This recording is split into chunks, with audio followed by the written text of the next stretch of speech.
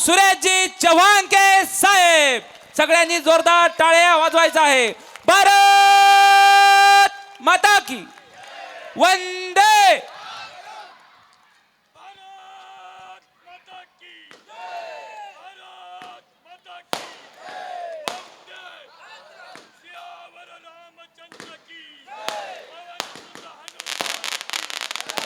हा आवाज तर या गावातल्या आईकडे पण गेला नाही तर भारत मातेकडे कसा जाणार।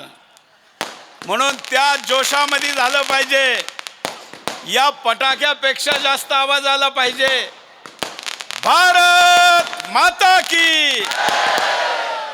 हा एकदा अपील केली तरी चारपट वाढला, कमीत कमी शिन्नर मध्ये गेला पाहिजे का नाही।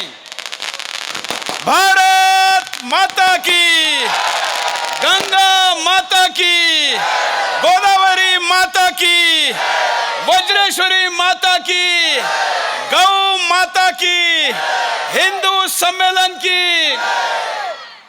आज सोमठाण्याच्या या वीरांच्या भूमीमध्ये हिंदू म्हणून उपस्थित असलेल्या आपल्या सगळ्यांना जय श्रीराम। आतापर्यंत समाजाला सवय आहे जातीचे संमेलन, पार्टीचे संमेलन, गटाचे संमेलन, परंतु आता समाजाने सवय करून घेतली पाहिजे हिंदूंचे संमेलन। का याचं उत्तर मी देईल, कारण त्यासाठीच आपण एकत्र आलेलो आहोत। या ठिकाणी माझ्या आधीच्या 3 वक्त्यांनी जो विषय ठेवला, त्यामुळे मी आता फोकस ज्या विषयावर देशभर फिरतो त्यावर येईल।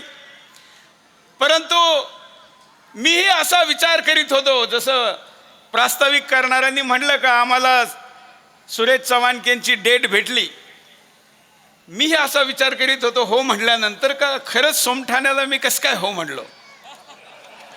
कारण दिल्लीत राहतो, देशभरात फिरावं लागतं, राज्याच्या खाली फार तर फार विभागात जिल्ह्यात जाता येतं, त्याच्या खाली जाताच येत नाही, वेळ नाही, काय करणार। परंतु मी ईश्वराला मानणारा, देवाला मानणारा हिंदू आहे, कुठं कधी जायचं हे त्यांनी ठरवलेलं असतं। मग त्यांनी हे काय ठरवलं हे पण मला दिवसभर समजलं नव्हतं।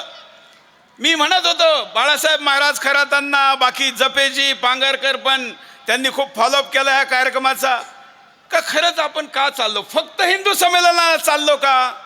त्याचं उत्तर मला संध्याकाळी 6 वाजता तेव्हा भेटलं, ज्यावेळी मी या गावात प्रवेश केला। ते उत्तर आता सांगतो। मी देशभरात फिरतो, जवळजवळ या देशातले 90% जिल्हे मी पार केलेले, 90%। आणि मी स्वतः आध्यात्मिक असल्यामुळे जनार्दन स्वामींची अनुग्रह घेतलेला, नित्य नियमाने विधी करणारा साधक असल्यामुळं मला या गावात गोदावरीच्या किनाऱ्यावर आल्यानंतर लक्षात आलं का या ठिकाणी आध्यात्मिक ताकद आहे। तुकाराम महाराज खेडलेकर संस्थांमध्ये गेल्यानंतर तर मला त्याची अजून जाणीव झाली। मी महाराजांना म्हणलं की कदाचित माझं काही कमी पुण्य कमी पडलं असेल म्हणून मी इतक्या वर्ष इथं येऊ शकलो नाही, पण आज पांडुरंगाने इथं पाठवलेलं आहे। आणि म्हणून मी माझ्या या हिंदू संमेलनाच्या संबोधनात घोषणा करतो का त्या ठिकाणी मी का गेलो तर महाराजांची संकल्पना होती का प्रसिद्धी सिद्धीपासून दूर राहायचं। मला तिथं महाराजांनी सांगितलं प्रवचनामध्ये, पण त्यांनीच तर मला बोलवलं। 95 वर्ष झाली राम मंदिराला खेडल्याच्या, किती 95, आता 5 वर्षांनी किती होणार आहे, मग 100री साजरी झाली पाहिजे का नाही। हे संस्थान तर प्रचारापासून दूर राहतं आणि नदीच्या तिकडचा आहे प्रचार, आणि या देवीच्या मंदिरात गेल्यानंतर सुद्धा मला वाटलं की इथं वेगळं व्हायब्रेशन आहे, म्हणजे तुमच्याकडे शक्ती आहे, सामर्थ्य आहे।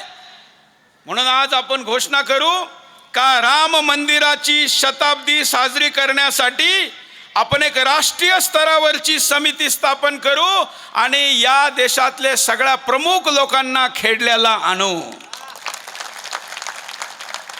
आतापर्यंत प्रसिद्धीपासून दूर राहिलेलं खेडलं आता खेडं राहणार नाही. या देशातल्या प्रत्येक माणसाला माहीत होईल याची जबाबदारी माझी. मी तिथूनच मुख्यमंत्र्यांना मेसेज केला की म्हटलं मीही आतापर्यंत जिथं गेलो नव्हतो तिथं मी थोड्या वेळापूर्वी घोषणा केली की शताब्दीच्या कार्यक्रमाला मी मुख्यमंत्र्यालाही घेऊन येईल. मित्रांनो, हे सगळं मी का सांगतो याआधी मी तुम्हाला काही विचारू इच्छितो. आपण आपला स्वतःची ओळख विसरलोय. आपण कोणाचे वंशज आहोत ते विसरलोय. आज तुम्ही या ठिकाणी हिंदू म्हणून बसलेला आहात. यात तुमचा माझा फार कर्तबगारी नाही आहे. ती कोणाची आहे? ज्यावेळी तलवार के बल पर लोक सलवार घालत होते त्यावेळी ज्यांनी तुमच्या माझ्या पूर्वजांनी धर्म सोडला नाही त्यांच्या पराक्रमामुळे आज आपण हिंदू आहोत.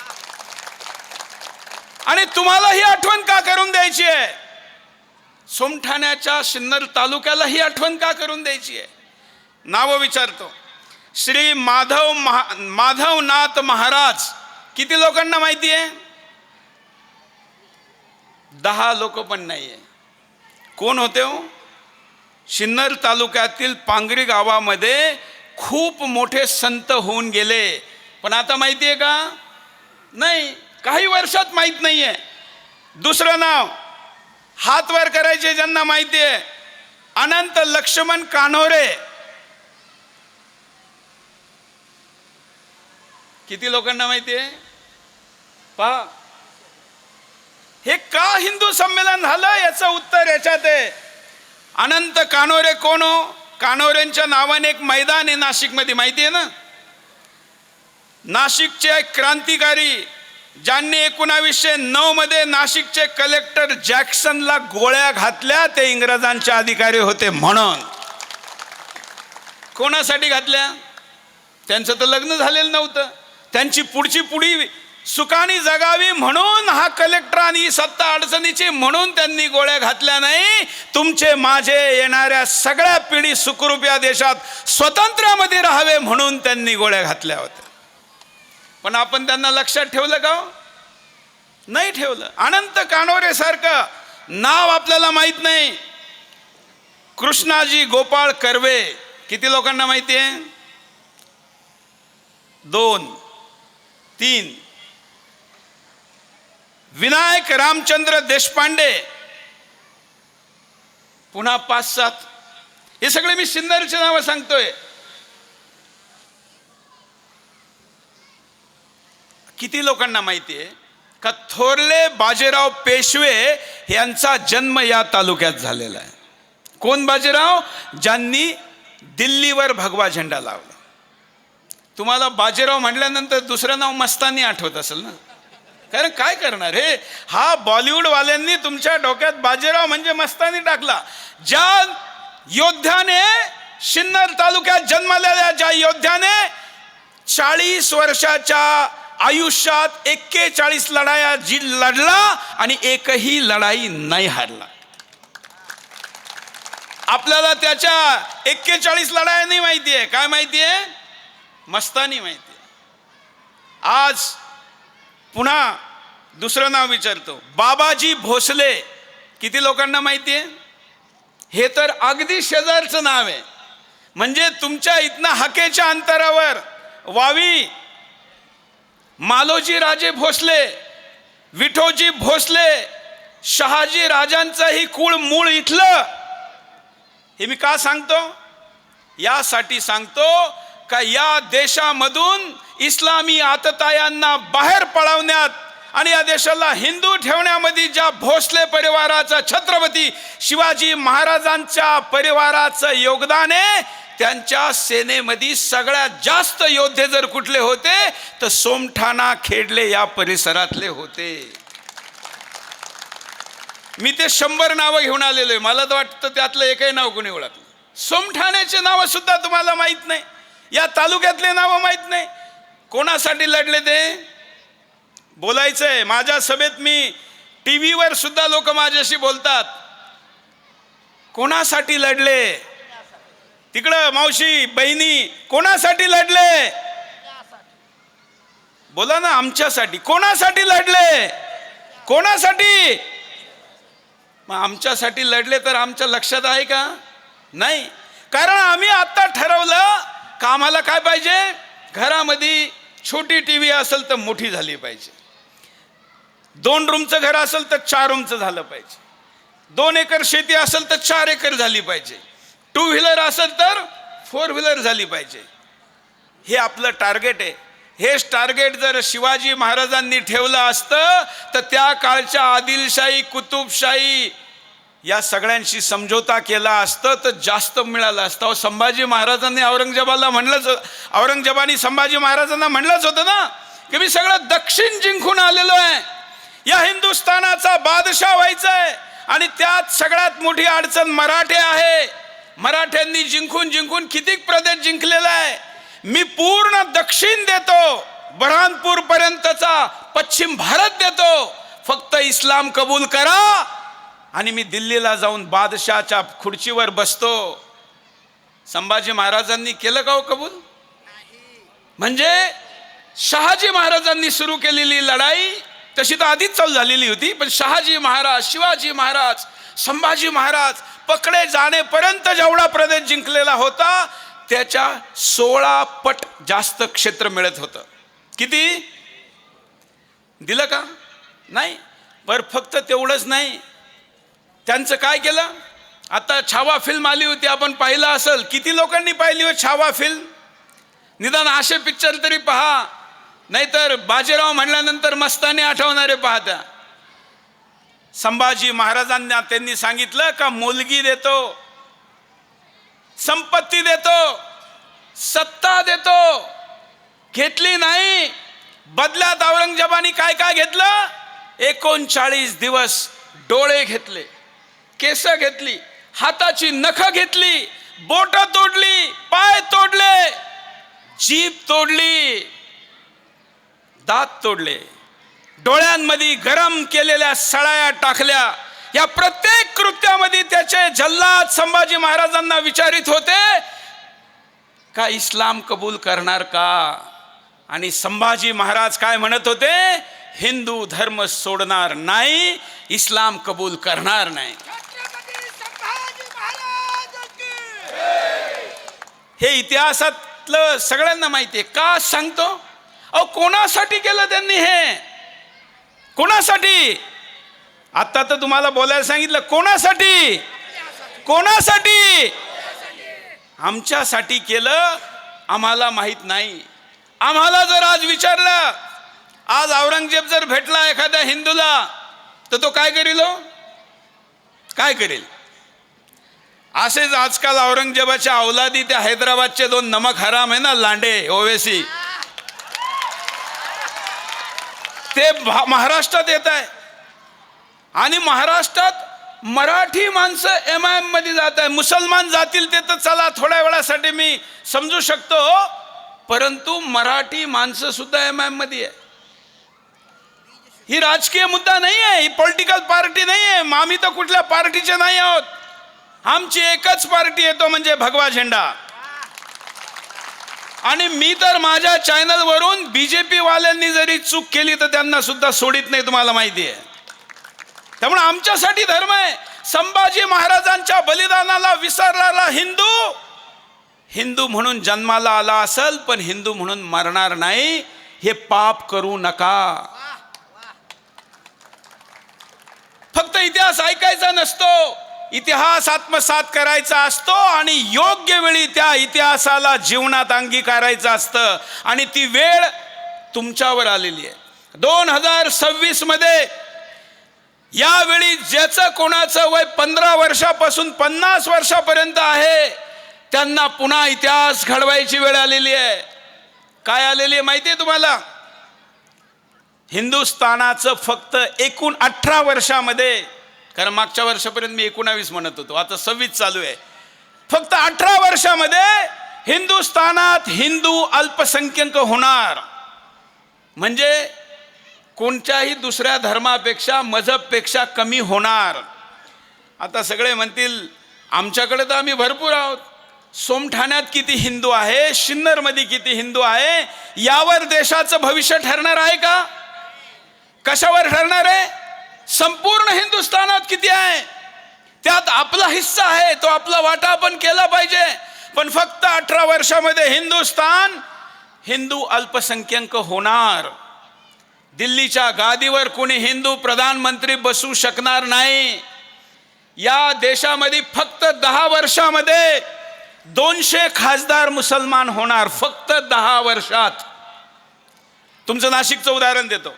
नाशिक शहरामध्ये 5 वर्षापूर्वी झालेल्या विधानसभेला 18,500 मुसलमान मतदार होते. किती बोलायचंय, कारण हे तुम्हाला जाऊन सांगायचंय. किती मुसलमान होते 5.5 वर्षापूर्वी? 18,500. आणि 2024 साली झालेल्या निवडणुकीमध्ये ते 84,000 झाले. फक्त मी नाशिकच सांगतोय. एवढे लोक पोटातून जन्माला येतात का हो? कुठून आणले? बांगलादेश, बर्मा, पाकिस्तान, अफगाणिस्तान, 71 देशातले लोक आणलेले. जनसंख्या वाढवली. माझं एक पुस्तक आहे, इथं स्टॉल लावला का? याचा पुस्तकाचं कुठे लावलाय का? कुठे? कैसे बने इस्लामी देश हे पुस्तक लिहिलेलं आहे मी. 58 देशापैकी फक्त 13 देश तलवारीने बनले. 35 देश हे मुलं पैदा करून बनवले, जनसंख्या वाढून बनवले. या हिंदुस्थानात ते चालू आहे. 1952 साली या देशात नारा दिला गेला होता. कायदा नव्हता, नारा होता फक्त हम दो हमारे दो. काय नारा होता? हम दो हमारे दो. आपण वेद मंत्रासारखं त्याचं पालन केलं. मला 8 मावशा 5 मामा आहे. आम्ही 4 वर आलो, कारण आपल्याला वाटलं की हेच देश हिताचं आहे आणि देश हिताचं होतही. पण हिंदूंनी त्याचं पालन केलं आणि मुसलमानांना त्यातून सूट देण्यात आली. तिकडं 4-4 बिब्या आणि 44 बच्चे आजही चालू आहे. आता तुम्ही म्हणाल आपल्याला काय फरक पडतो? त्यांनी लग्न केलं, त्यांचा पर्सनल लॉ आहे, त्यांनी मुलं जन्माला घातली. अहो फक्त एवढं असतं तर अडचण नव्हती. याची अडचण आहे आता या देशावर ते कब्जा करणार. चालणार का? आता या सिन्नर तालुक्यामध्ये जर मुसलमानांची संख्या वाढली तर कोणी हिंदू आमदार होईल का? तुम्ही म्हणाल नाही नाही आमच्याकडचा मुसलमान चांगला आहे. कारण हिंदूंना एक आजार आहे, ते म्हणतात मेरा अब्दुल ऐसा नाही आहे. त्यांना माहित नाही सगळे अब्दुल असेच आहे. हे सेक्युलरिझमचा किडा जो डोक्यामध्ये घातलेला आहे ना, पिक्चर मधून, सिरियल मधून, पुस्तकातून, भाषणातून, काही तर प्रवचनातून सुद्धा महाराज सेक्युलरिझम सांगतात. संख्या हे काय? लोकशाही आहे. कोणती पार्टी असावी याच्याशी आम्हाला मतलब नाहीये, पण हिंदू सत्तेत असावा यात आम्हाला मतलब होत आहे आणि राहील.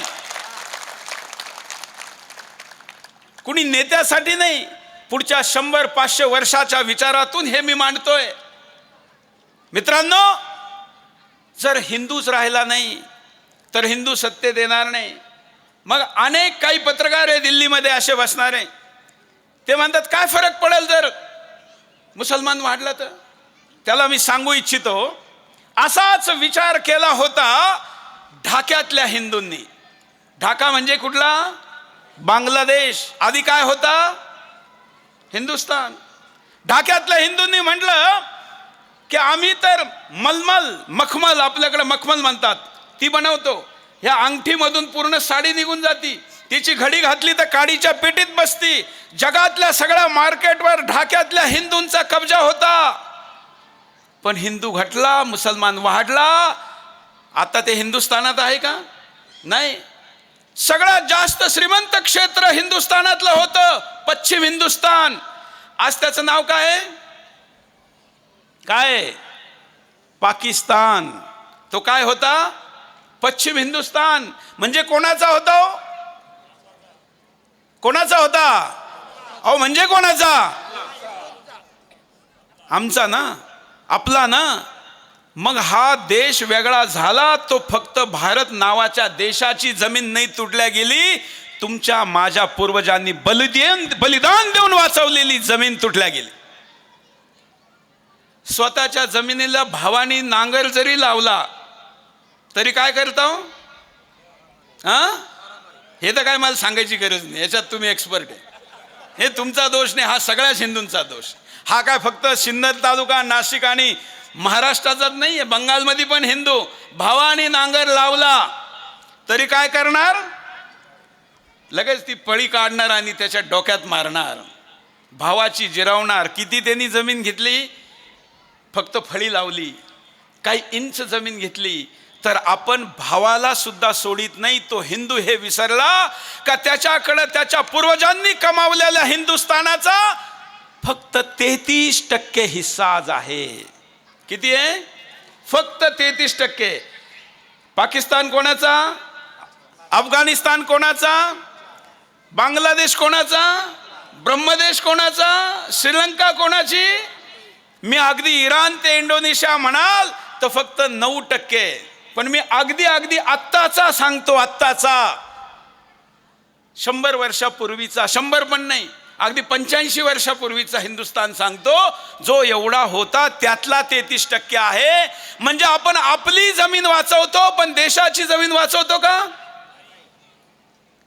देश कुणी बनवला? कुणी वाचवला? आमच्या लोकांनी. पण आपण नाही वाचवला. आपल्याला वाटतं का सीमेवर बंदूक घेऊन जो उभा सैनिक आहे फक्त त्याचं काम देश वाचवण्याचं आहे? त्याचं तर आहे आणि त्यांनी ते चोख पार पाडलं. मला या देशातल्या सैनिकांवर गर्व आहे. मागच्या स्वातंत्र्यापासून आतापर्यंत त्यांनी पाकिस्तानला किंवा कोणत्याही देशाच्या शत्रूला 1 सेंटीमीटर सुद्धा या देशात घुसू नाही दिलं. हा सैनिकांचा पराक्रम आहे. परंतु यात परंतु आहे, सैनिकांनी एकही देशाला 1 इंच 1 सेंटीमीटर हिंदुस्थानात घुसू नाही दिलं. पण तुम्ही आम्ही आमच्या हिंदुस्थानात किती पाकिस्तान तयार केले. नाशिक मध्ये भद्रकाली काय? नाशिक जिल्ह्यामध्ये मालेगाव काय? मिनी नाही, आता मोठा पाकिस्तान आहे. मालेगावच्या ईदचा व्हिडिओ पाहिला का तुम्ही? त्या मैदानावर ड्रोननी घेतलेला शॉट आहे, पूर्ण देशभरात व्हायरल होतोय. मालेगाव फक्त 35 वर्षापूर्वी हिंदू बहुल होतं. किती वर्षापूर्वी? फक्त 35. तुमच्या डोळ्या देखत मालेगाव गेलं. काश्मीर हिंदू बहुल होतं का नाही? गेलं. भिवंडी फक्त 45 वर्षापूर्वी हिंदू बहुल होती. मुंब्रा फक्त 28 वर्षापूर्वी हिंदू बहुल होती. अगदी सिन्नर शहरामध्ये सुद्धा आता अशा वसाहती तयार झाल्या का जिथून हिंदू पलायन करतोय आणि मुसलमान वाढतोय. म्हणजे एक दिवस फक्त काश्मीर, बांगलादेश दूर दूर नाहीये, अगदी तुमच्या जिल्ह्यात, तुमच्या माझ्या जिल्ह्यात आलेलं आहे. मी देशभरात फिरतो. मग सिन्नर तालुक्यात का यायला सुरुवात केली? यासाठी केलं का मी दुसऱ्यांना नाकानी कांदे सोडून सांगतो का तुम्ही देश वाचवा, आणि जर सिन्नर आणि नाशिक नाही वाचवलं तर सुरेश चव्हाणके काय तोंड दाखवणार. आणि म्हणून मध्ये मध्ये इथे यायचं आणि तुमच्यातला तो स्वाभिमान, तुमच्यातल्या धमनीमध्ये वाहणारं ते रक्त, ज्यांनी अटक पासून कटक पर्यंत भगवा लावला, त्यांचे तुम्ही वंशज आहात.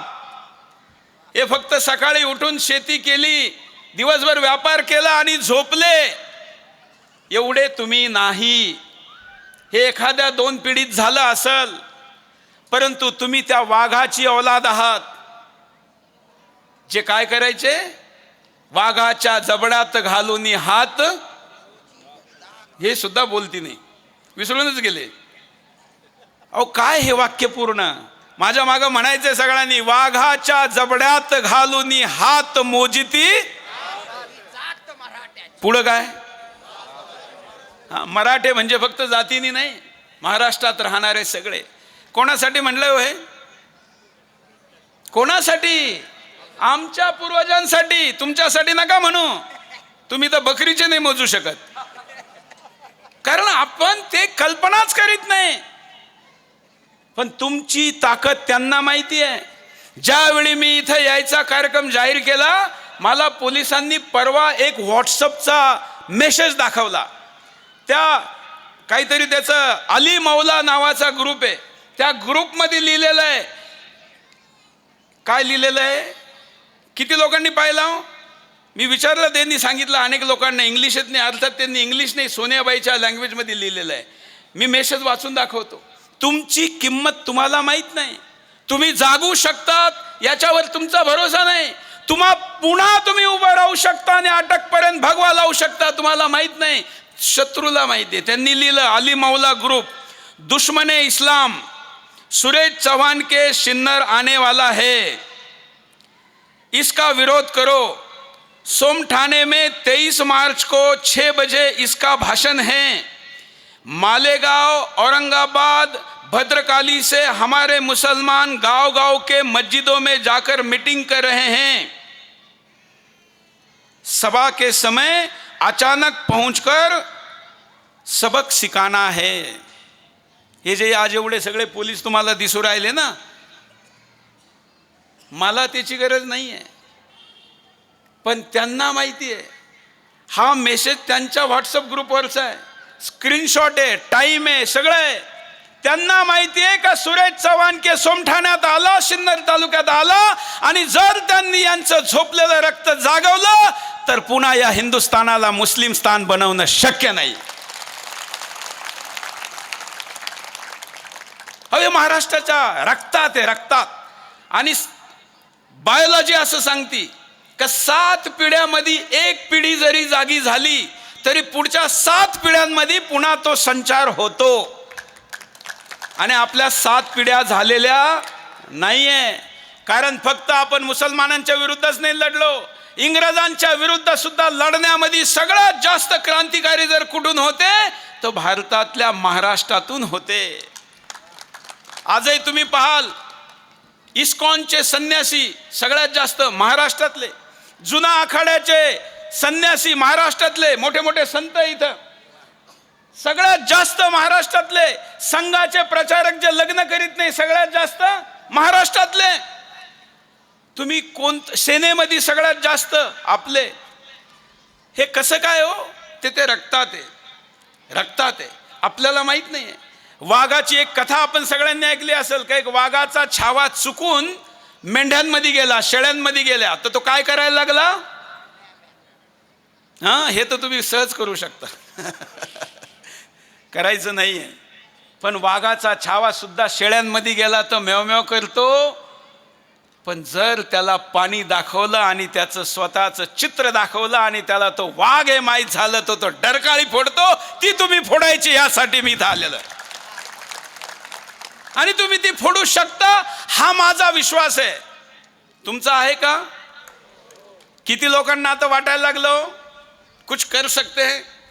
अहो तुम्ही या देशाला शिवाजी महाराज दिलेले, तुम्ही संभाजी महाराज दिलेले आहे. शिवाजी महाराजांचं कौतुक होतं, बरोबर आहे, व्हायलाच पाहिजे. पण जिजामाता नसत्या तर महाराज आले असते का? पण आता जिजामाता कोण कोण बनायला तयार हो? वा, हात उभा केला त्यांनी, आत्मविश्वासाने टाळी वाजवा त्यांच्या. नाहीतर आजकाल बरंच काही बनायला लोक तयार आहे, पण जिजामाता बनायला तयार नाही. मला माझ्या मुलाचं लग्न करायचं आहे, 26 वर्षाचा आहे. त्याच्या बायोडाटावर मी लिहिलेलं आहे आमची अपेक्षा काय.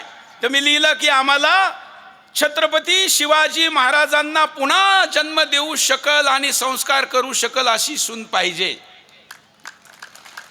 आता तुम्ही टाळी वाजवली, पुढची गोष्ट सांगतो. ह्या बायोडाटा ज्यांच्या घरी गेला त्यातल्या बऱ्याच जणांनी त्या मध्यस्थाला विचारलं, ही सगळं ठीक आहे हो, दिल्लीला पोरगी पाठवायची आहे, उद्योगपती आहे, मोठा चॅनल आहे, सगळं ठीक आहे, आम्ही दिल्लीला मुलगी पाठवू, पण हे जे लिहिलं ना हे खतरनाक आहे. जर तिथं आम्ही लिहिलं असतं ना की आम्हाला अशी मुलगी पाहिजे जी सिरियल मध्ये काम करेल, टीव्हीवर काम करेल, लाईन लागली असती. त्याचा तो कुठला आयडियल शो असतो ना, तसे शोध घ्यावे लागले असते. पण जिजाबाई पाहिजे, जिजामाता पाहिजे म्हणल्यानंतर मराठा माणूसच मराठी माणूस पाय मागं घ्यायला लागला. हे चांगले लक्षण आहे का? नाही आहे. आणि म्हणून इथं आता माझ्या आधीच्या वक्त्यांनी परिवाराची कल्पना मांडली. मित्रांनो, तो परिवार कसा पाहिजे? शिवाजी महाराज देणारा पाहिजे. बाप से बेटा सवाई. आपण आपल्यापेक्षा पुढची पिढी अजून आदर्श बनवली पाहिजे. पण आज आपण ती बनवत नाहीये. आपण फक्त उपभोक्ता बनवतोय. आपण फक्त आपली संपत्तीचे पुढचे वंशज बनवतोय. पण या देशाचे वंशज सुद्धा कोणाच्या घरातून येणार आहे? कोणाच्या? या देशाचे पुढचं नेतृत्व कोणाच्या घरातून येणार आहे? आमच्या. या देशाचं आध्यात्मिक नेतृत्व कोणाच्या घरातून येणार आहे? आमच्या. अहो, पण हे सगळं येण्यासाठी आई आहे का तशी? त्या आईवर संस्कार साधू संतांचे प्रवचन कीर्तन करताय की एकता कपूरच्या सिरियल करताय? आपल्याला याचा विचार केला पाहिजे. संभाजी महाराज, जिजामातांनी आजच्या एकता कपूरच्या सिरियल पाहिल्या असत्या तर शिवाजी महाराज आले असते का? नाही. त्यांनी तर महाभारत सांगितलं पोटामधल्या शिवाजी महाराजांना. त्यांनी रामायण सांगितलं आणि पोटातून बाहेर येण्याच्या आधी सांगितलं, या किल्ल्यावर रोज रात्री कोंडाण्यावरून रोज रात्री आवाज येतोय, वाचवा वाचवा, हिंदू बहिणींची इज्जत लुटल्या जातीये. आणि म्हणून शिवबा बाहेर आहे आणि येऊन काय कर, तर त्या चिनकाळ्या ज्या हिंदू बहिणींच्या निघताय त्या बंद कर, तिथल्या मुघलांच्या अवदालीला समाप्त कर. त्यांनी नाही म्हटलं का सोन्याचं सिंहासन कर? त्यांनी नाही म्हटलं का की राजा राज्य स्थापन करून त्याचा राजा हो? अहो, हे तर बाय प्रोडक्ट असतं. तुम्ही लढायला जर जाल, मी काय दिल्लीला चॅनलचा मालक बनण्यासाठी नाही गेलो. मी फक्त गेलो तो यासाठी, जहा कम वहा हम. मीडियामध्ये कुणी हिंदूवादी नव्हतं. हिंदू म्हणून कुणी गर्वाने बोलत नव्हतं. टीका लावून कुणी टीव्ही चॅनलवर शो करीत नव्हतं. 23 वर्षापूर्वी मी दिल्लीला गेलो तो लाल किल्ल्यावर झेंडा लावण्यासाठी गेलो. आणि आज गावागावात जाऊन तो लावतोय. लावणं शक्य आहे. जर शिर्डीमध्ये राहणारा या सिन्नर तालुक्यातला एक सुरेश चव्हाण के हे करू शकतो, तर तुमचे माझे येणारे मुलंही हे करू शकता, याच्यावर माझा विश्वास आहे. म्हणजे हे होऊ शकतं. होऊ शकतं का नाही? सगळे हो सुद्धा म्हणत नाही. अजून थोडं लांबवावं लागेल मला. हां, जेवायचंय पण तुम्हाला भूक लागलेली असं दिसतंय. हां, होऊ शकतं का नाही? इकडून हात वर करून, मला आवाजाने ते आवाज मतदान घेत नाही मी. होऊ शकतं का नाही? आमच्या घरात शिवाजी महाराज येऊ शकता की नाही? आमच्या घरात संभाजी महाराज येऊ शकता की नाही? आमच्या घरात जिजामाता येऊ शकते की नाही? आमच्या घरामध्ये राणी लक्ष्मीबाई येऊ शकते का नाही? हर हर हर हर. मग येऊ शकते. मग कुणी थांबवलं होतं? आज साक्षात्कार झाला, येऊ शकते. कुणी थांबवलं होतं? कारण तुमचा माझा बुद्धिभेद करणारे टीव्ही सिरियल, तुमचा माझा बुद्धिभेद करणारे पिक्चर, पुस्तकं, या सगळ्यांनी आपल्या डोक्यामध्ये हे स्वप्न काढून टाकली. आपल्या सगळ्यांची स्वप्न मी थोड्या वेळापूर्वी सांगितली, तशी घरं, तशी गाड्या, तसे मोबाईल. मुख्य मुद्दा आपण विसरलो. आणि म्हणून अंतिम मुद्दा ज्यावर मला बोलायचंय तो आहे जनसंख्या, ज्यातून मी सुरुवात केली होती. तुम्ही सगळे हिंदू आहात, जागृत हिंदू आहात. आणि म्हणून या भागात कितीही पॉप्युलेशन असेल तरी तुम्ही एवढेच इथं आहात, तुम्ही जागृत आहात, यावर माझा विश्वास आहे. मी जागृत हिंदूला विचारतो, 4 मुलं ज्यांची आहे ते हात वर करा, ज्यांची 4 मुलं आहे.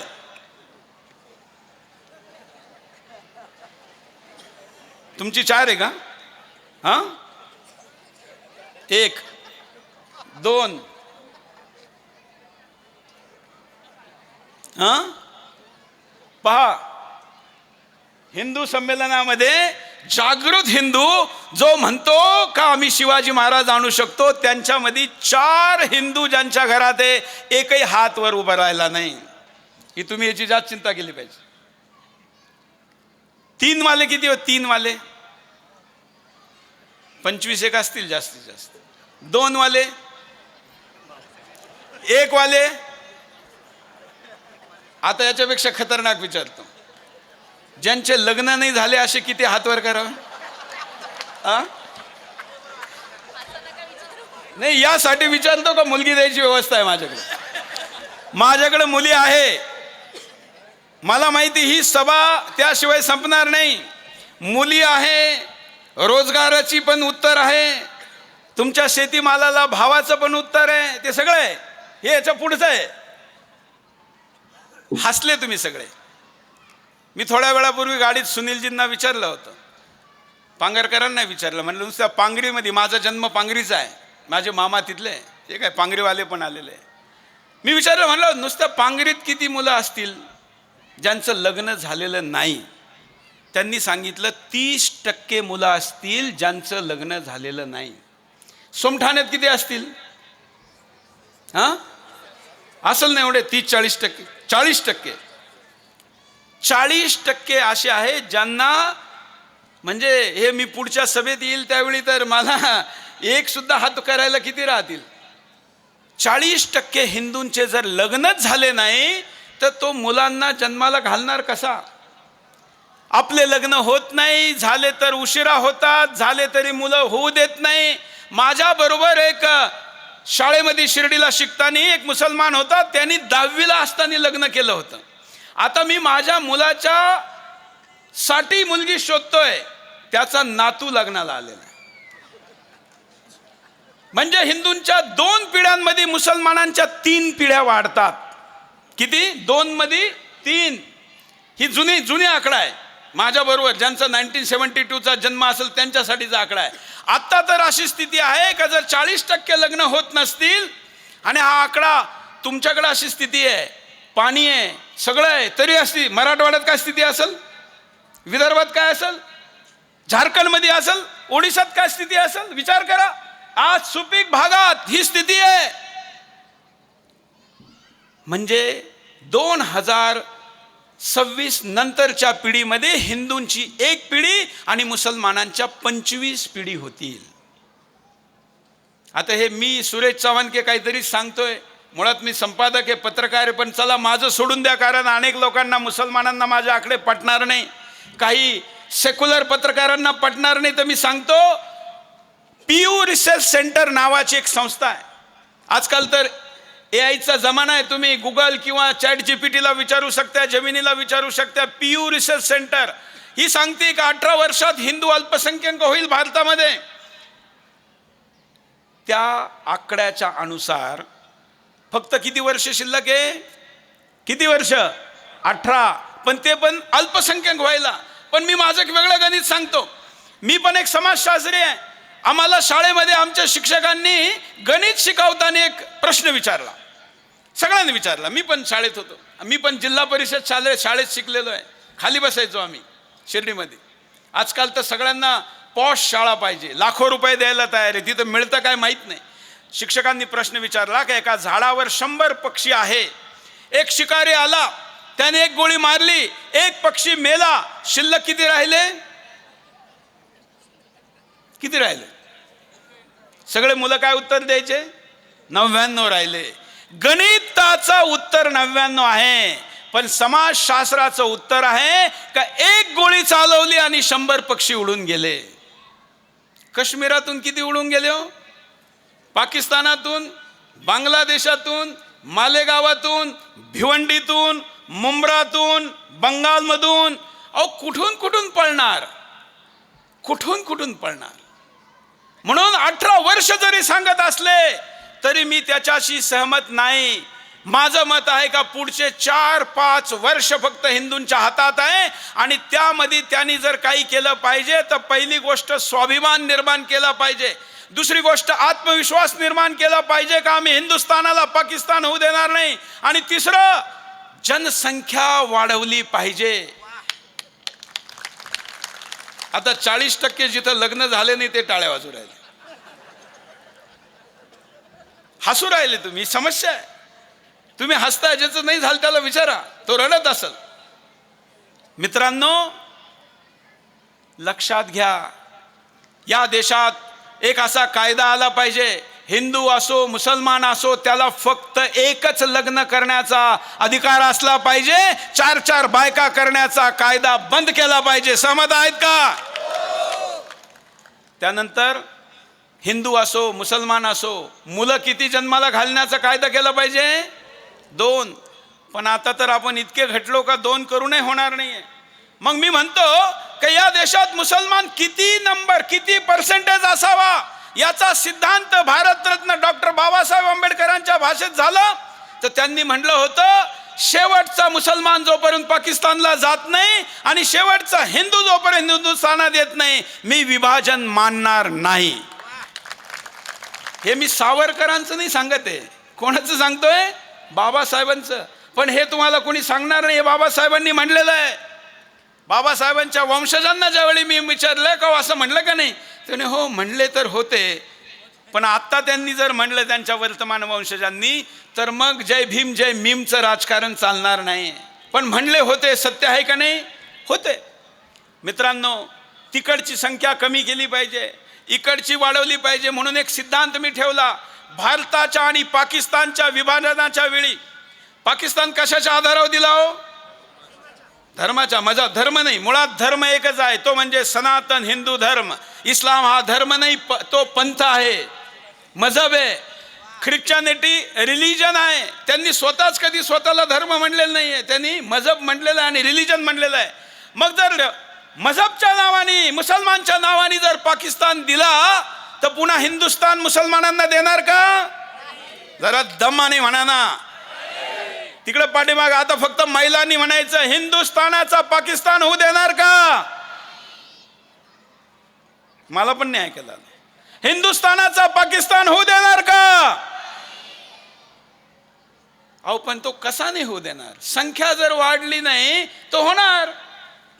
हे होणार ना. असंच पाकिस्तान मधल्या हिंदूंना वाटत होतं, असंच बांगलादेशातल्या हिंदूंना वाटत होतं, असंच तुम्हालाही वाटतं. म्हणून जर काही केलं पाहिजे तर आपली संख्या वाढवली पाहिजे. सगळ्यांनी मिळून संख्येवर काम नाही केलं, मुली जन्माला घातल्या नाही, म्हणून आता मुली मिळत नाही ना. बरोबर ना? जर मुलीही जन्माला घातल्या असत्या तर या पिढींना ती समस्या आली असती का? नाही. म्हणून आत्ताच्या पाठीमागं 30 वर्षापूर्वी मुली मारल्या जायच्या, म्हणून आत्ता मुली कमी मिळत आहे. 20 वर्षानंतर ही समस्या संपल, कारण मागच्या 10 वर्षात मुला मुलींचा अनुपात आता बरोबरीला आलेला आहे.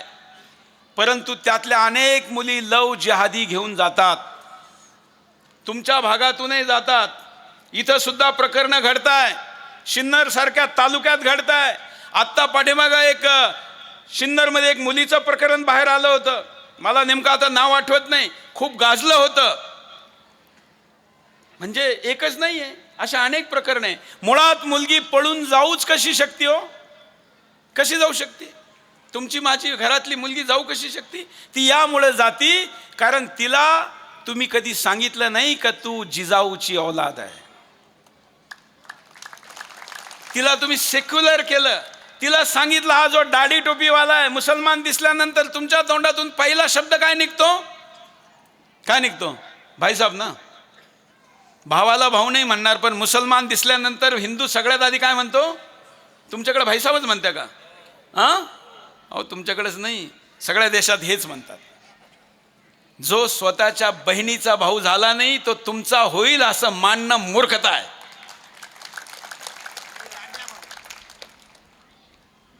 तिला हे सांगितलं, अहो हे पण भाऊसाहेब भाईचे काय, सगळे धर्म एक समान आहे. कसे एक समान आहे? मग मुसलमान जर अल्लाह आणि ईश्वर एक आहे तर मुसलमान मस्जिदीत जाऊन नमाज पडण्याऐवजी मंदिरात येऊन दर्शन का नाही घेतो? वज्रेश्वरी आणि अल्लाह जर एक आहे तर मग ये ना, येईल का इथं? नाही. तो आला तरी हे तोडून इथं मस्जिद बांधण्याचा विचार करेल. आणि हेच झालेलं आहे देशात. 4 लाख मंदिरं तोडल्या गेले आणि तिथं मस्जिदी बांधलेल्या आहे.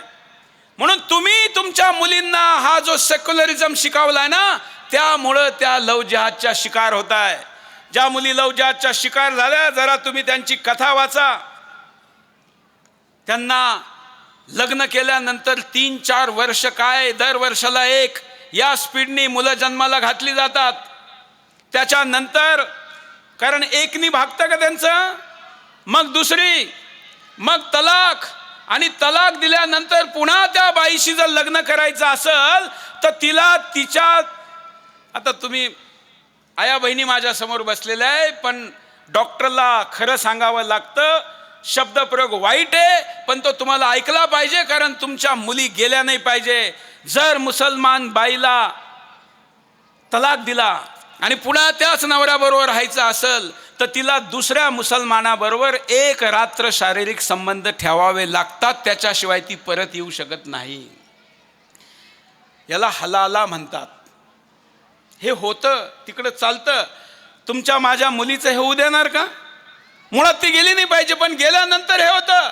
आणि 64% मुलींना वेश्यावृत्ती करावल्या जाती. घरातले सगळे मर्द हात मारतात. चालतं. इस्लाममध्ये अशी मान्यता आहे का जर सुनेबरोबर सासऱ्यांनी संबंध ठेवला तर ती त्याची बायको होते आणि तिचा जो नवरा असतो तो तिचा मुलगा होतो. हे पुस्तकात लिहिलेलं आहे, मी माझं सांगत नाही, तुम्ही गुगल किंवा आता AI ला विचारून पहा. म्हणजे सून बायको होते आणि तिचा नवरा तिचा मुलगा होतो. तिकडं चालतं. तुमच्या माझ्याकडे चालतं का? चालू द्यायचं का? नाही. आमच्याकडे तर मोठ्या भावाची पत्नी आई आहे आणि छोट्या भावाची पत्नी मुलगी आहे. इतकी पवित्रता ज्या ठिकाणी आहे त्या घरातली मुलगी लव जिहादचा शिकार होती कशी? कारण आपण संस्कार देत नाही. जर ती कीर्तनाला गेली, प्रवचनाला गेली, हिंदू संमेलनाला गेली, संघाच्या शाखेत गेले तर मुली लव जिहादचा शिकार होतील का? नाही. किती मुली झाल्या असतील? 1 करोड मुली लव जिहादच्या शिकार. आणि एक मुलगी ज्यावेळी जाती, स्वामी विवेकानंद असं म्हणतात की एक हिंदू ज्यावेळी जातो त्यावेळी एक हिंदू कमी नाही होत, फक्त हिंदूचा एक दुश्मन वाढतो. मी त्याच्या पुढे जाऊन सांगतो, एक हिंदू फक्त मुलगी कमी होत नाही, ती मुसलमानाच्या 7 पिढ्या वाढवते. म्हणजे आपल्याकडून तर कमी होतीच, तिकडं वाढवते. म्हणजे संख्येमध्ये तिकडं तूट पडते. आणि फक्त मुलीच नाही, मला निफाडचा एक विषय जरूर सांगायचा आहे. महाराष्ट्रामध्ये वक्फ बोर्डाने सगळ्यात जास्त प्रायव्हेट प्रॉपर्टीवर आणि शेतकऱ्यांच्या संपत्तीवर अधिकार सांगितला असेल तो निफाड तालुक्यातल्या शेतकऱ्यांवर आहे. तुम्हाला माहित असेल, तुमचे कोणी नातेवाईक असतील. लँड जिहाद म्हणतात. म्हणजे लव जिहाद चालू आहे, लँड जिहाद चालू आहे, व्यापार जिहाद चालू आहे. शेतामधला माल तुम्ही उत्पादित करतात, मेहनत करतात, भाव मिळत नाही म्हणून ओरडतात, आंदोलनं करतात, रस्त्यावर फेकून देतात. तुमचा माल हा पुन्हा ग्राहकापर्यंत जाण्याच्या चेनमध्ये व्यापार जिहाद चालतो. आज नाशिक मधले भाजीपाल्याच्या आणि फळाच्या 100 व्यापाऱ्यांपैकी 96 व्यापारी मुसलमान आहे का नाही? आकडा बरोबर सांगितला का नाही? उत्तर प्रदेशात, उत्तर भारतात 100%. न्हाव्याचा बिझनेस 100% तिकडे गेला. इकडचं पण आता त्या दिशेने चालला असेल. म्हणजे आपली मुलगी चालली, आपली जमीन चालली, आपला व्यापार चालला, तरी सुद्धा आपण आपल्यातला भाईचारा जायला तयार नाही. आणि आता तर संख्येने घटत चाललो, तर मग वाचणार कसे? आणि म्हणून संख्या वाढवली पाहिजे. 4 मुलं जन्माला घातली पाहिजे. आपल्याकडे पूर्वी आशीर्वाद दिला जायचा, अष्टपुत्र सौभाग्यवती भव, दिला जायचा का नाही? किती लोकांना माहिती हो असा आशीर्वाद होता? मागच्या पिढीला तर नक्कीच माहिती. आता जर असा आशीर्वाद मी दिला किंवा कुणी कोणाला दिला तर काय करतील? महाराज लोक, तुम्ही जरी दिला ना, तसे खूप महाराजांना मानते आपल्याकडं, पण 4 मुलं म्हटल्यानंतर नाही नाही नाही. आधी तर म्हणतील हे पोंगा पंडित, हे बाबा काही सांगायला लागले, स्वतः लग्न नाही केलं ना आम्हाला सांगता. अहो, त्यांनी नाही केलं म्हणून तुमचं सुरक्षित आहे, हे लक्षात ठेवा. म्हणून असे पाहिजे, पण खर्चच येतो ना जास्त. काय अडचण? लोक म्हणतात नाही खर्च वाढतो, मुलांना शिकवावं लागतं. तर मी आज घोषणा करतो, जो कोणी हिंदू 3रा 4था आणि त्याच्या पुढचा मुलाला जन्म घालील त्याच्या शिक्षणाची जबाबदारी सुरेश चव्हाणकेची. मी देशभरातल्या अनेक गुरुकुल बरोबर बोलून ठेवलंय आणि देवाची इच्छा असेल तर या तालुक्यात एक मोठं गुरुकुल आपण सुरू करू. आणि ते गुरुकुल म्हणजे फक्त मंत्र पंडित तयार करणारे नाही, तुमचे पूर्वज माझे पूर्वज जसे होते तसे हिंदू तयार करणारं गुरुकुल. तिथे AI शिकवलं जाईल, स्पेस टेक्नॉलॉजी शिकवल्या जाईल, बायोटेक्नॉलॉजी शिकवल्या जाईल. तो फक्त हिंदू म्हणून स्वतःला सुरक्षित ठेवणार नाही, तर या हिंदुस्थानाला हिंदू म्हणून सुरक्षित ठेवील असा हिंदू त्या गुरुकुलात बनवला जाईल. आणि त्याचं शिक्षण फ्री, तिसऱ्या आणि पुढचं. आता काय अडचण आहे का? मग आता म्हणाल त्याला रोजगार, तर त्याच्या रोजगाराची चिंता तुम्ही करायची गरज नाही. आज या देशामध्ये सक्षम माणसांची गरज आहे, ते मिळती नाही. तुमचे मुलं द्या त्यांना रोजगारासह, मुलाबाळासह, लग्नासह जबाबदारी माझी. खूप हळूच टाळ्या वाजवल्या. आता आता तुम्ही फक्त जन्माला घालणे एवढंच राहिलं ना, त्याच्यात तर काय अडचण नाही ना. इकडे विचारतो काय अडचण आहे, इकडे काय अडचण आहे. ग्रामीण भागात नाही अजून. पूर्वी IVF सेंटर होते का हो? IVF आता गावागावात सुद्धा माहीत झाले. IVF सेंटर पूर्वी होते का? अहो हे षड्यंत्र आहे आपल्याशी. लग्न उशिरा करणं आणि त्यात नंतर मुलं लवकर जन्माला न आणणं आणि मग IVF लागतं. कुणी मुसलमानाची महिला IVF सेंटरला गेली असं होतं का महाराज? पाहिलं का हो मालपानीजी? कुठं होतं का? नाही. आणि हिंदूंच्याच महिलांचं सिझरिंग का होतं, मुसलमानाच्या महिलेचं सिझरिंग का होत नाही? सिझरिंगच म्हणतात इकडं, का होत नाही? आपण याचा कधी विचार केला नाही. आपण याला स्वाभाविक मानित चाललो. हे षड्यंत्र आहे. माझ्या पत्नीचे दोन्ही मुलं हे नॅचरल झालेले आहे, दिल्लीत राहूनही पुण्यात राहूनही. होऊ शकतं, आपण प्रयत्न करीत नाही, डॉक्टरला सांगत नाही, आणि म्हणून पुढचे मुलं जन्माला येत नाही. म्हणून मुलं जन्माला आली पाहिजे याच्याशी तुम्ही आता सहमत झाले का नाही? हां हां, आता नाही हात उचलले. अहो ज्यांचं वय झालं ते नका उचलू, ते पोरांकडनं करा. हां, मी असंच एक भाषण दिलं ना मुंबईमध्ये, सावरकर भवन, 556 लोक होती. जैन लोकांचा कार्यक्रम होता. मला वाटतं सुनीलजी तुम्ही होते त्या जनेश्वर महाराज पण सावरकर भवन मधल्या कार्यक्रमामध्ये तुम्ही पण होते. मी जैन लोकांना विचारलं 556 मध्ये किती लोक असे जे 100 कोटी आणि अबोचा टॅक्स देतात? 70% लोकांनी हात वर केले. 50 कोटी आणि किती देतात? जवळजवळ राहिलेल्या 10-15% सोडून सगळ्यांनी हात वर केले. मी म्हणलं तुमच्याकडं 10 बेडरूम आणि वरचे घर आहे असे किती? 70% लोकांनी हात वर केले. आणि मग मी पुढचा प्रश्न विचारला, त्या 10 बेडरूमच्या घरामध्ये मुलं किती?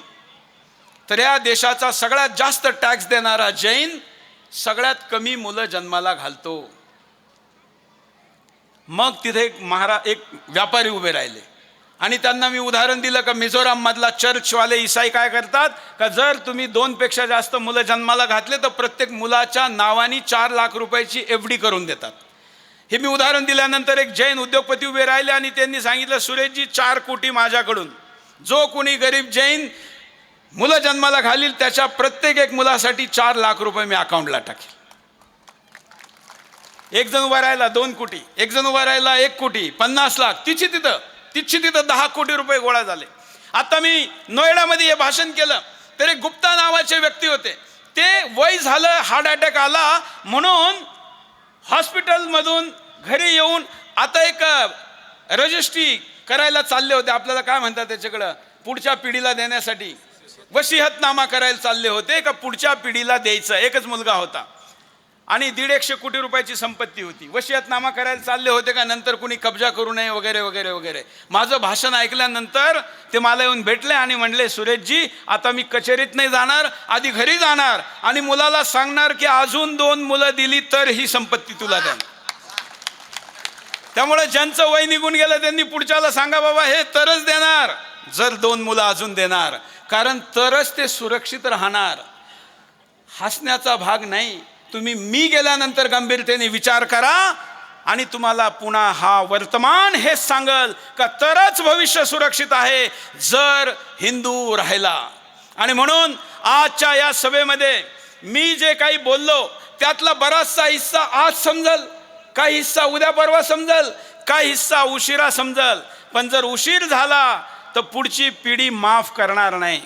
पाकिस्तानमधल्या वर्तमान हिंदूला जर त्याच्या पूर्वजांबद्दल विचारलं तो त्यांना चांगलं म्हणतो का हो? नाही. मालेगाव मधल्या वर्तमान हिंदूला त्याच्या पूर्वजांबद्दल विचारलं तर तो चांगलं म्हणतो का? नाही. आणि उद्या कोकमठाण सोमठाण्यातल्या हिंदूला जर विचारलं तर तो चांगलं म्हणला पाहिजे का नाही? म्हणला पाहिजे का नाही? हे पोलीस इन्स्पेक्टर होते, सूरजजी उभे राहा तुम्ही. हे मालेगावमध्ये पोलीस इन्स्पेक्टर होते. त्यांनी त्या ठिकाणची स्थिती पाहून त्यांच्या लक्षात आलं का पोलीस इन्स्पेक्टर बनून माझं नोकरी चालल, घर बनल, पुढची पिढी चालल, बंगला होईल, बॅलन्स होईल, पण हिंदुस्तान मालेगाव बनल म्हणून यांनी राजीनामा दिला आणि हिंदुत्वाचं काम करायला श्रीरामपूरला परत आले. या सोमठाण्यातला कार्यक्रम चांगला व्हावा, जास्त हिंदू यावे म्हणून ते यातल्या गावागावात फिरले. तुम्ही तर मेहनत केलीच, हे फिरत होते. काय घेणं होतं यांना? फक्त हिंदू. त्यांनी पाहिलं हा मालेगाव, तुम्हाला तुमचं सोमठाणा, शिन्नर, मालेगाव सारखं होऊ द्यायचंय का? नाही. आणि म्हणून या सगळ्या समस्याला उत्तर, समाधान कोणाच्या हातात आहे? कोणाच्या? कोणाच्या? आमच्या. आम्ही करायचंय. बऱ्याच वेळा लोकांना वाटतं अरे उद्या दंगे होतील, पोलिसला फोन केलं तर वाचवतील. पोलीस काश्मीरमध्ये नव्हते का? होते ना. आता नागपूरमध्ये दंगा झाला, लेटेस्ट उदाहरण सांगतो. मागच्या वर्षी मला वाटतं, बरोबर ना, 1 वर्ष 1.5 वर्ष झालं, लोकांनी पोलिसांना फोन केले. पोलिसांचं उत्तर काय होतं? अहो आमच्यावरच हमला झाला, तुम्ही तुमचं पहा. हे बातम्या तुम्ही सगळ्यांनी वाचल्या असतील, ऐकल्या असतील, टीव्हीवर पाहिल्या असतील. उद्या जर तुमच्यावर हमला झाला तर तुम्हाला वाचवलेला कोण आहे? कोण आहे? स्वतः. तुमच्याकडे लाखो रुपयाचे मोबाईल आहे, लाखो रुपयाच्या गाड्या आहे. किती लोकांच्या घरात शस्त्र आहे हो? किती? जरा शस्त्र आहे अशा हातवर करा. ही तर अजूनच वाईट स्थिती. हां, केवढ्यात मिळतं? मी लायसन्सी म्हणतो, बिन लायसन्सी नाही सांगत आहे. तसं असेल तर चांगली गोष्ट. 60,000 रुपयात सरकारी बंदूक मिळते. मी काय कोणाला बळत जाऊन मारा म्हणत नाही, बळत जाऊन कोणाची मुलगी उचलून आणा म्हणत नाही. पण जर तुमच्या मुलीवर कोणी वाकडी नजर ठेवणार असेल तर त्या नजरेला बंद केलं पाहिजे, हे नक्की म्हणत. आणि म्हणून आपल्या आत्मरक्षणासाठी तर करू शकतो ना, करू शकतो का नाही? केलं पाहिजे का नाही? कोण करणार? आम्ही करणार. आणि म्हणून हे आम्ही करण्याचा संकल्प आज या ठिकाणी घ्यायचा आहे. तुम्ही करू शकता याच्यावर माझा विश्वास आहे, कारण तुमच्या माझ्या पूर्वजांनी अटक पासून कटक पर्यंत भगवा झेंडा लावलेला आहे. रोज देवाचं दर्शन घेत असताना, आजपासून रोज देवाचं दर्शन घेत असणारी आपल्या गौरवशाली पूर्वजांचं दर्शन घेणं चालू करा आजपासून. आत्ता या मिनिटाला आपण शपथ घेणार आहे, संकल्प घेणार आहे, तुमच्यातला वाघ जागा होणार. महाराज तुम्ही पण प्रत्येक प्रवचनात हे सुरू करा. मी ज्यावेळी कॉलेज संपलं ना, मला राजकारणात या म्हणून सांगितलं होतं. प्रमोद महाजन म्हणले त्यावेळी मी AVPचं काम करायचो, म्हणजे तुम्ही भाजपात या, युवा मोर्चाचा प्रदेश अध्यक्ष करतो. मी म्हटलं मला असं नाही का मी राजकीय माणसांना वाईट म्हणतो, पण मी ठरवलं का राजकारणात नाही जायचं, जिथं कमी तिथं आम्ही. आणि मी ठरवलं त्यावेळी मी एक आंदोलन अभियान चालू केलं. महाराजांना आम्ही त्यावेळी 1 वयाचे होतो, आश्रमात जनेश्वर महाराज शिकत होते वेरूळला. मी एक अभियान चालू केलं, देहाकडून देवाकडे जाताना वाटेत. हे आता आपल्या आधीच्या वक्त्यांनी सांगितलं. म्हणजे काय तर मी प्रत्येक मंदिरात जायचो, आश्रमात जायचो, मठात जायचो, आणि त्यांना म्हणायचो का जो काय तुम्ही जयकारा करतात, धर्म की जय हो, अधर्म का नाश हो, फलाने देव, सगळ्या देवांचे जयकार, त्याच्यात फक्त भारत माता जोडा. हे अभियान मी 96 साली सुरू केलं होतं. आणि आपल्याकडे भारत माता जे नव्हती ती सुरू झाली, आता सगळीकडे सुरू आहे. आता तर सुदर्शन मार्फत देशभरात सुरू आहे. केल्याने होत आहे रे, आधी केलेच पाहिजे. म्हणून जर होऊ शकतं तर आपण केलं पाहिजे. आणि ते कोण करणार आहे? आम्ही, आमची पुढची पिढी. आणि म्हणून तशी पिढी घडवायची आहे, तसं आपण व्हायचंय, तर हा हिंदुस्तान वाचल. नाही तर पाकिस्तान होईल. तो होऊ द्यायचा नसल तो होऊ देऊ नये. म्हणून मी तुम्हाला हाक द्यायला, साथ द्यायला, आवाज द्यायला, ओळख करून द्यायला आलेलो आहे. आणि मला तुमचे चेहरे पाहून असा आत्मविश्वास आहे का मी आज दिलेला 1 दिवस वाया जाणार नाही. तुम्ही करणार, करणार आणि करणार. इतिहास लिहिला जाणार. किती तारीख आहे आज? 23 तारीख. पूर्वीच्या काळी इतिहास वाचतो ना आपण, का फलानी ठिकाणी एक अशी सभा झाली, लोकमान्य टिळक आले होते. आम्ही टिळक वगैरे नाही, आम्ही सामान्य व्यक्ती आहोत. पण इतिहासात लिहिलं जाईल का सोमठाण्यात 23 मार्च 2026ला सभा झाली आणि त्या ठिकाणच्या माया बहिणींनी भावांनी ठरवलं का आता शेळी म्हणून जगायचं नाही, वाघ म्हणून जगायचं आणि वाघ जन्माला घालायचे. आणि म्हणून मी तुम्हाला समाधानाने दिल्लीला जाईल, पण मी एवढं बोलून जात नाही. मी सहमत असल्यानंतर शपथ घ्यायला लावतो. तुम्ही माझ्याशी सहमत आहात ना? मी बोललो ते बरोबर आहे ना? मग आता सगळ्यांनी उभं राहायचं आणि उजवा हात पुढं करायचा आहे. शपथ घ्यायची, संकल्प घ्यायचा, वचन द्यायचं आहे. ह्या आकाशाकडे पहा, आज निरभ्राय आपले पूर्वज जे स्वर्गामध्ये बसलेले आहे, ज्यांनी आपल्या पराक्रमाने तुम्हाला मला हिंदू ठेवलेलं आहे, हिंदुस्थानाला हिंदू ठेवलेलं आहे, आज त्यांचा वंशज धर्मरक्षणाची शपथ घेतोय. हे पाहून त्यांना आनंद अश्रू आले असतील का नाही? आणि म्हणून आज शपथ घ्यायची. उजवा हात पुढे करा सगळे. माझ्या बरोबर म्हणायचं आहे, आम्ही सोमठाण्याचे हिंदू, आम्ही सिन्नरचे हिंदू, आम्ही महाराष्ट्रातले हिंदू, आम्ही हिंदुस्थानातले हिंदू शपथ घेतो, वचन देतो, संकल्प करतो. हिंदू म्हणून जन्माला आलो, हिंदू म्हणूनच मरेल, धर्मांतर करणार नाही, कोणाला करू देणार नाही. धर्माच्या रक्षणासाठी जेव्हा आवाज दिला जाईल तेव्हा उभा राहील, तेव्हा उभा राहील, तिथे उभा राहील, कोणताही बहाणा करणार नाही आणि कर्तव्य पार पाडील. आणि या धर्माला, राष्ट्राला, संस्कृतीला, आया बहिणीला, मानवताला विजयी करील, विजयी करील, विजयी करील. आमचा हा संकल्प आता अजून जोरात झाला पाहिजे. आमचा हा संकल्प सत्य व्हावा, फलीभूत व्हावा. यासाठी मा वज्रेश्वरी देवी, मा गोदावरी आमची कुलदेवता, आमची ग्रामदेवता, आमचे गौरवशाली पूर्वज, आमचे गुरुजन आम्हाला जय दो, विजय दो, विजय दो. आता दोन्ही हात वर करून एकदम अंगावर रोमांच आलेला आहे की नाही? एनर्जी आलेली आहे की नाही? शहारे आलेले आहे की नाही? तुमच्यातला वाघ जागा झालेला आहे की नाही? आता त्या वाघाने 3 वेळा म्हणायचंय, विजय दे, विजय दे, विजय दे. धन्यवाद. जय श्रीराम. हे पुस्तक घेऊन जायचंय. मी माझ्या बोलण्यामध्ये अनेक कटू शब्दांचा तसा कमी वापर केला, परंतु अनेक कटू शब्द वापरले ते परत घेणार नाही, कारण त्यांना ऐकवण्यासाठी बोललो. सगळ्यांनी स्थानपन्न व्हायचंय.